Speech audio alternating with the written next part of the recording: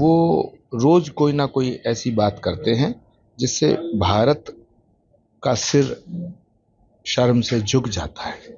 उनके सारे नारे फुलझड़ी की तरह टाएं टाएं फिस हो गए और देश की जनता ने उनको नकार दिया। मोदी जी पूरे देश के हैं तो बिहार भी देश में ही है, तो बिहार को अगर कुछ दे रहे हैं। राहुल गांधी जी का ये नारा है वोट चोर गद्दी छोड़। इससे पहले उन्होंने नारा दिया था राफेल चोर, उससे पहले नारा दिया था चौकीदार चोर। भारत को तोड़ने की और भारत के ऊपर हमला करने की साजिशें हमेशा होती रहती हैं। पाकिस्तान और ये सब जितना भी चीन वीन है, सब ये बहुत सी एजेंसी हैं जो भारत को टारगेट पे रखती हैं। तो आतंकवादियों का पकड़ा जाना बहुत अच्छी बात है। मैं एजेंसियों को और दिल्ली पुलिस को बधाई देता हूँ। और ये जो बॉर्डर पार से जो आतंकवादी भेजने का गुनाह है, पाप है, ये हमारे पड़ोसी मुल्क करते रहते हैं। कई बार पार्लियामेंट पर हमला हुआ, बम्बई में अटैक हुआ, बम विस्फोट होते हैं। तो एक बहुत बड़ी साजिश को नाकाम किया है दिल्ली पुलिस ने। मैं दिल्ली पुलिस को इसके लिए दिल्ली पुलिस की सराहना करना चाहता हूँ। भारत के गृह मंत्री आदरणीय अमित शाह जी की भी सराहना करना चाहता हूँ। मोदी जी पूरे देश के हैं तो बिहार भी देश में ही है, तो बिहार को अगर कुछ दे रहे हैं तो बिहार की जनता का हक है वो। और प्रधानमंत्री जी किसी के साथ भेदभाव नहीं करते हैं।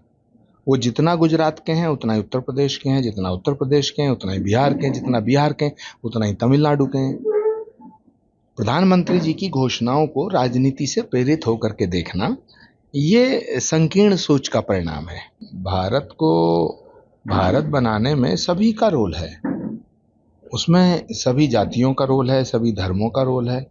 भारत विविधताओं का देश है, लेकिन जहाँ तक हिंदू राष्ट्र का सवाल है तो भारत तो एक सनातन राष्ट्र है ही। भारत एक सनातन राष्ट्र पहले से है। सनातन और भारत को अलग करके देखना ठीक नहीं है। तो भारत एक सनातन राष्ट्र है।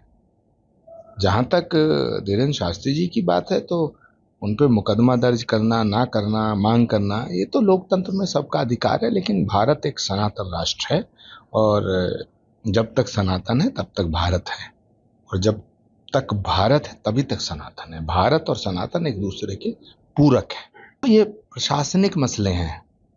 गलत काम करोगे सजा मिलेगी, किसी की जमीन अगर कब्जा करोगे तो बुलडोजर चलेगा, और अगर ठीक है तो अदालत है, अदालत का दरवाजा खटखटाना चाहिए।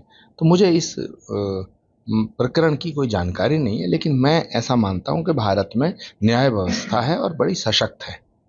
और उत्तर प्रदेश में, भारत में, देश में हमारे किसी के साथ अन्याय नहीं हो सकता है, लेकिन बशर्ते कि वो न्याय पे भरोसा तो रखें। आदरणीय मोहन जी भागवत भारत के नहीं पूरे विश्व के एक ऐसे महापुरुष हैं जो विश्व बंधुत्व और वसुधैव कुटुंबकम के सूत्र को पूरी दुनिया में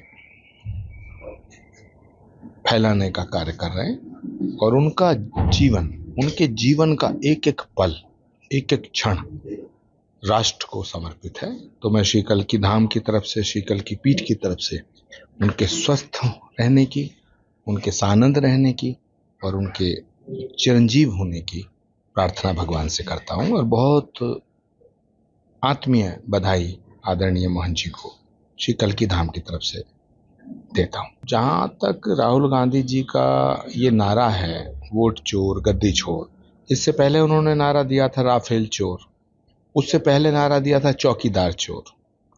तो उनके सारे नारे फुलझड़ी की तरह टाएं टाएं फिस हो गए और देश की जनता ने उनको नकार दिया। और बिहार के चुनाव में बिहार की जनता उन्हें सिरे से खारिज कर देगी।